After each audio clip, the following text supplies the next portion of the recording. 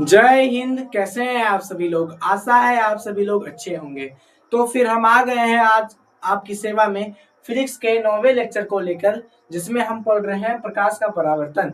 तो आज का हमारा टॉपिक है समतल दर्पण में प्रतिबिंब का बनना। किस दर्पण में? समतल दर्पण में प्रतिबिंब का बनना। आज हम पढ़ेंगे कि समतल दर्पण में प्रतिबिंब किस प्रकार से बनता है, समतल दर्पण द्वारा बना प्रतिबिंब कैसा होता है, आभासी होता है या वास्तविक होता है। वास्तविक होता है। तो चलिए इस क्लास को शुरू करते हैं। तो सबसे पहले हम लोग का टॉपिक है समतल दर्पण। तो एक समतल दर्पण बनाएंगे पहले। ये एक समतल दर्पण है। क्या है सर? ये एक क्या है? समतल दर्पण है। ये क्या है? समतल दर्पण है। ये क्या है? एक समतल दर्पण है। ये चीज क्या है? एक समतल दर्पण है। अब प्रतिबिंब बनाने के लिए कोई वस्तु तो चाहिए होगा। चाहिए होगा कि नहीं? तो कहिएगा जी सर, कोई वस्तु चाहिए होगा। तो हम यहाँ पे एक वस्तु लेते हैं। यहाँ पे हमने क्या लिया? एक वस्तु लिया। वस्तु के रूप में हम यहाँ पे एक मोमबत्ती का प्रयोग करेंगे। वस्तु के रूप में हमने क्या लिया? एक मोमबत्ती लिया। मोमबत्ती लिया। ये एक मोमबत्ती है। और हमने आपको बताया है कि किसी भी प्रतिबिंब का निर्माण करने के लिए हमें कम से कम दो किरणों को आपस में मिलाना होगा। प्रतिबिंब कब बनेगा? जब बनेगा तब दो दो किरणें, प्रकाश की किरणें आपस में मिलेगी, मतलब मिलना चाहिए। तो हमने पहला प्रकाश की किरणें को समतल दर्पण पर पढ़ाया। तो क्या हो जाएगा? समतल दर्पण पर पढ़ते ही वो क्या हो जाएगा? परावर्तित हो जाएगा। क्या हो जाएगा? परावर्तित हो जाएगा। तो यहाँ पे क्या हुआ? ये समतल दर्पण पर पड़ी और पुनः क्या हो गई? परावर्तित हो गई। क्या हो गई? परावर्तित हो गई। अब दूसरी किरण को हम समतल दर्पण के लंबवत गुजारते हैं। कहाँ पे गुजारेंगे? लंबवत गुजारेंगे। लंबवत। यहाँ पे लंबवत पड़ा। दूसरी किरण समतल दर्पण के लंबवत पड़ा। अब देखिए, हमने एक टॉपिक आपको पढ़ाया था, जब भी समतल दर्पण पर प्रकाश की किरण लंबवत पड़ती है। कैसे पड़ती है? लंबवत। लंबवत। देखिए, ये समतल सतह हो गया और इस पे ऐसा करके, है ना, किरण कैसी पार हुई? ऐसे करके, ऐसे करके। जब भी समतल दर्पण में प्रकाश की किरणें लंबवत पड़ती है, तो जिस पथ से वह किरण आपतित होती है वह उसी पथ से परावर्तित हो जाती है। माने इस रास्ते से आई तो किरण परावर्तित किधर होगी? ऊपर की ओर होगी, है ना, क्योंकि ये एक समतल दर्पण है, इसलिए यहाँ पे परावर्तन होगा। तो ये क्या हुआ? आया और ये क्या हो गया? चला गया। अब यहाँ पे बात आया, सर हमने तो दो किरणें गुजार दी। हमने क्या किया? दो किरणें तो गुजार दी, लेकिन क्या यहाँ पे प्रतिबिंब निर्माण हुआ? नहीं हुआ। यहाँ पे प्रतिबिंब निर्माण नहीं हुआ। लेकिन जब भी हम समतल दर्पण को देखेंगे तो उसमें प्रतिबिंब बनता है।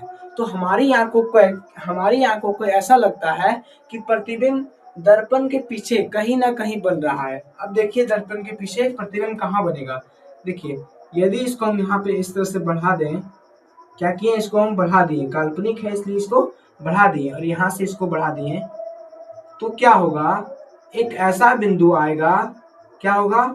एक ऐसा बिंदु आएगा जहां पे ये दोनों किरणें मिल जाएंगी, आपस में मिलेगी। तो यहाँ पे मिलेगी। तो जब भी दो किरणें आपस में मिलेगी तो क्या बनेगा? प्रतिबिंब बनेगा, मतलब इमेज का फॉर्मेशन हो जाएगा। इमेज बनेगा। यहाँ पे क्या बन गया? प्रतिबिंब बन गया। यहाँ पे क्या बन गया? प्रतिबिंब बना। यहाँ पे क्या बना? प्रतिबिंब बना। और इस प्रतिबिंब का एक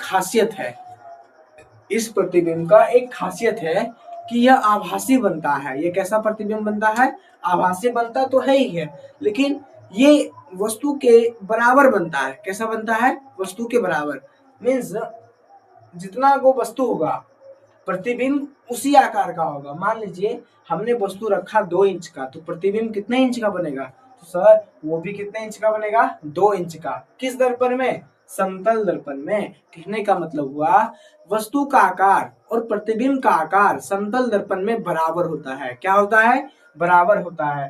प्रतिबिंब का, वस्तु का आकार और प्रतिबिंब का आकार, वस्तु का आकार और प्रतिबिंब का आकार कैसा होता है समतल दर्पण में? तो बराबर होता है। और दूसरी बात, क्वेश्चन पूछा जा सकता है कि समतल दर्पण में प्रतिबिंब किधर बनता है? आगे बनता है या पीछे बनता है? तो आप देखिएगा ये जो ऊपर का भाग है ये दर्पण का आगे का भाग है, ठीक है ना, अगला भाग। कौन सा भाग है? अगला भाग। और नीचे का भाग, ये जो ऊपर का है ये कौन सा भाग है? ये अगला भाग है। और नीचे का भाग पिछला भाग। कौन सा भाग? पिछला भाग, यानी पीछे का भाग। तो बोलिए प्रतिबिंब का जो निर्माण हुआ है, प्रतिबिंब का जो निर्माण हुआ है वो किस भाग में हुआ है?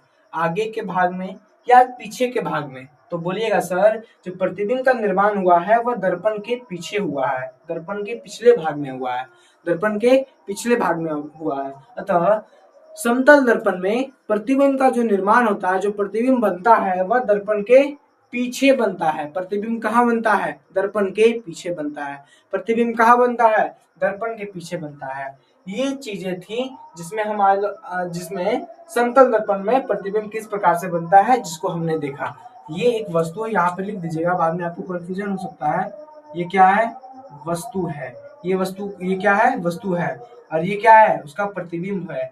और एक बात और पूछा जा सकता है कि समतल दर्पण में कैसा प्रतिबिंब बनता है? समतल दर्पण में कैसा प्रतिबिंब बनता है? तो समतल दर्पण पे आभासी प्रतिबिंब बनता है। कैसा प्रतिबिंब बनता है?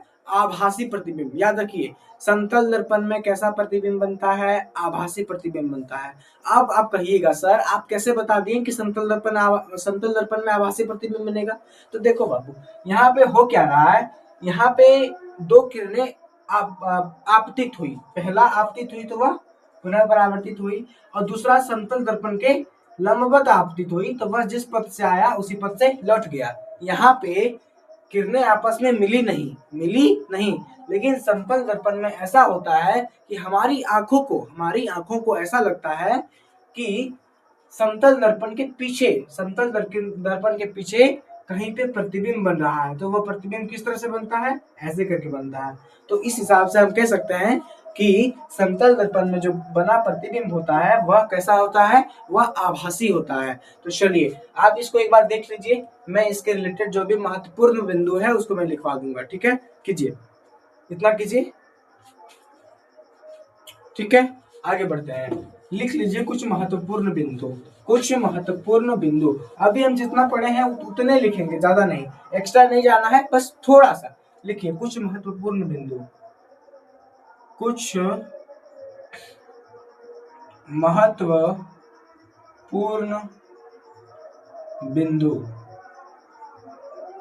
महत्वपूर्ण बिंदु। पहला बात क्या है कि समतल दर्पण में बना प्रतिबिंब, समतल दर्पण में बना प्रतिबिंब समतल दर्पण में बना प्रतिबिंब आभासी होता है। आभासी माने काल्पनिक, आभासी होता है मन में, मतलब इसमें वर्चुअल इमेज का फॉर्मेशन होता है, वर्चुअल इमेज बनता है। दूसरा टॉपिक, समतल दर्पण में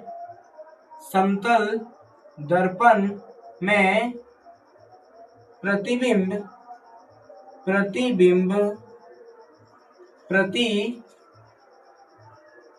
है ना, समतल दर्पण में प्रतिबिंब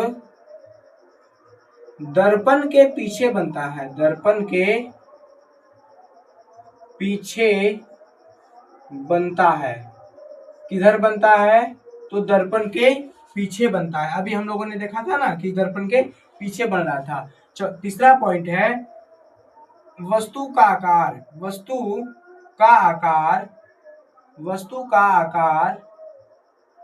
और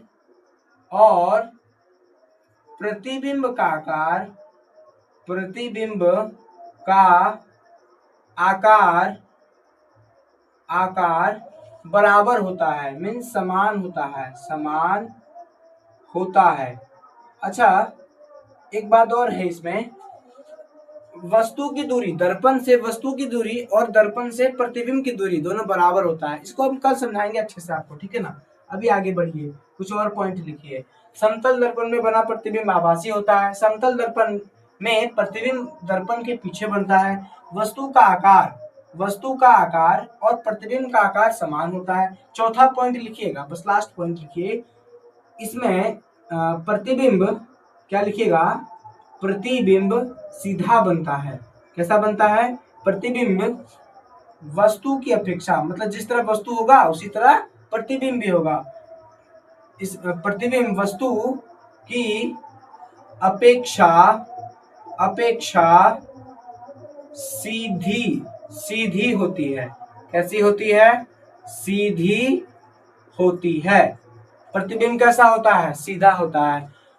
और समतल दर्पण में बना प्रतिबिंब कैसा होता है? आभासी होता है। समतल दर्पण में जो प्रतिबिंब होता है वह दर्पण के पीछे बनता है। समतल दर्पण में वस्तु का आकार और प्रतिबिंब का आकार बराबर होता है। समतल दर्पण में जो प्रतिबिंब बनता है वो वस्तु की अपेक्षा हमेशा सीधा बनता है। कुछ टॉपिक है, बस इतना ही था इसमें। समतल दर्पण में प्रतिबिंब किस प्रकार से बनता है। एक छोटा सा टॉपिक अब रह गया है जो कि है पार्श्व परावर्तन। कौन सा? पार्श्व परावर्तन। इसके बारे में हम कल देखेंगे अच्छे से। तब तक आप इसको रिवाइज कीजिए, अच्छे से आपको याद कर लीजिए, अच्छे से समझिए, वीडियो को दोबारा देखिए, आपको एकदम बिल्कुल अच्छे से समझ में आ जाएगा ये टॉपिक क्या था। आशा है आप सभी को समझ में आया होगा। मेरा नाम है सुभाष और आप देख रहे हैं बोर्ड एक्स बिहार। जय हिंद।